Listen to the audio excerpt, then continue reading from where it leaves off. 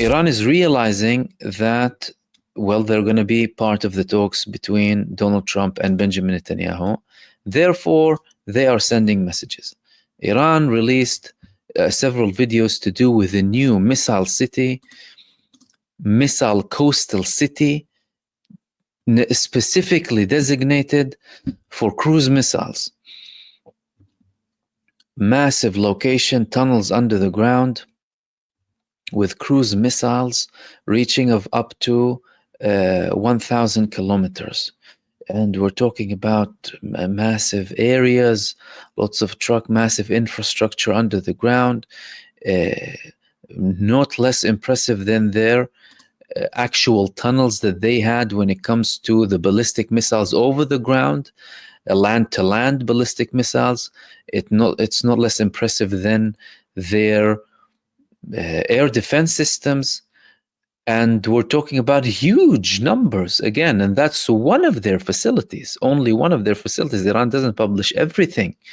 Now, we were talking yesterday about the fact that Yemen as a country led by Ansarullah, having all of this effect on the United States in the Red Sea, forcing 3 US aircraft carriers to retreat, expelling US aircraft carriers from the Red Sea. And imagine what Iran can do. And this imagination, well, we don't have to imagine too much. Iran, by revealing these videos, they are actually sending the messages to Donald Trump before Benjamin Netanyahu meets him. They're telling him, Donald Trump, you want to try and do something? You want to try and help them? This is some of what we have. These are some of the facilities that we have that are capable to hit you where it hurts most when it comes to US presence globally. The United States aircraft carriers are considered to be the thing that intimidates countries global. Nuclear US aircraft carriers, able to conduct missions against almost every country. They constantly bully China and countries in West Asia with these aircraft carriers. However, Ansarullah managed to expel them for the past 15 months with basic capabilities. Now, Iran is showing them who has more capabilities and who's supporting Yemen in having this deterrence and this level of influence in the Red Sea. And when it comes to Iran, you're talking not only about the Red Sea, but the Strait of Hormuz. Recently, they already had war drills next to the Strait of Hormuz, and they also dictated the movement. They told ships to go or not to go. You can move here, you can move there, including ships that are related to Western countries too. And it wasn't only that facility under the ground to deal with the coastal underground location facility of the ballistic missiles or the cruise missiles that are primarily land to sea. It was also a new missile that Iran revealed with the presence of none other than the Iranian president himself, Masoud Pezeshkian. Masoud Pezeshkian was present in a ceremony, a reveal of a new Iranian missile called I'timad, reported to have a range of 1,700 kilometers. 1,700 kilometers, 16 meters long and 1.25 meters in diameters.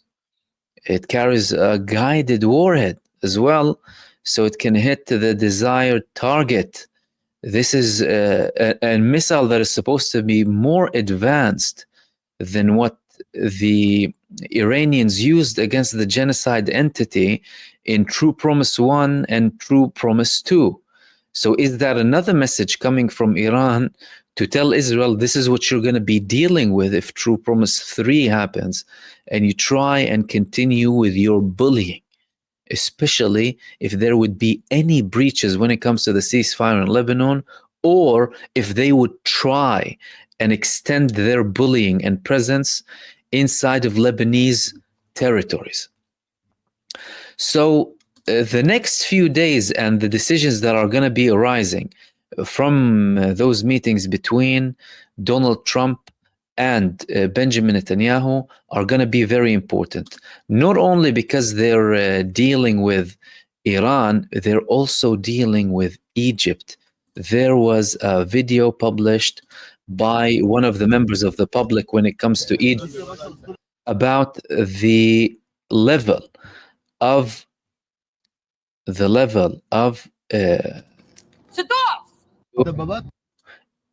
Egyptian tanks in Sinai, in Rafah, not just in Sinai. Rafah, that's because Rafah there's an Egyptian Rafah and a Palestinian Rafah. So on the other side, the level of presence. So this video was showing the levels of tanks just near the borders in the Egyptian Rafah. Massive numbers of tanks, and it wasn't just tanks, it was also forces, Egyptian forces that belong to one of the Egyptian tribe leaders who have very strong connections with the government. These were some of his vehicles in Rafah, in the Egyptian Rafah. And this man has a strong position, and they are armed as well alongside the Egyptian army. Some of these tribes in Sinai, and this leader, Al-Arajne, if I'm not mistaken, his surname is, his origins are from Gaza. His mother is from Khan Yunis. Ibrahim Al-Arajne, if I'm not mistaken, his name is. And the tribes of the Egyptian Rafah and the Palestinian Rafah, they're related. That's also sending a message from Egypt, multiple messages, not only the presence, not just the protests, not just the military presence, after so much military presence in the past 15 months anyway, with the largest drills happening in Sinai, unprecedented numbers of forces deployed in Sinai, over 100,000 troops in Sinai, heavy equipment, something that breached the peace treaty with every line of it, and according to senior Israeli officials. This is a message that it's not only the army, it's also the people who are related to those in Gaza and have a very strong feeling towards what's happening. Not like the population doesn't have a strong feeling, but these people are talking about direct relatives of the people inside of Gaza who feel their pain very much.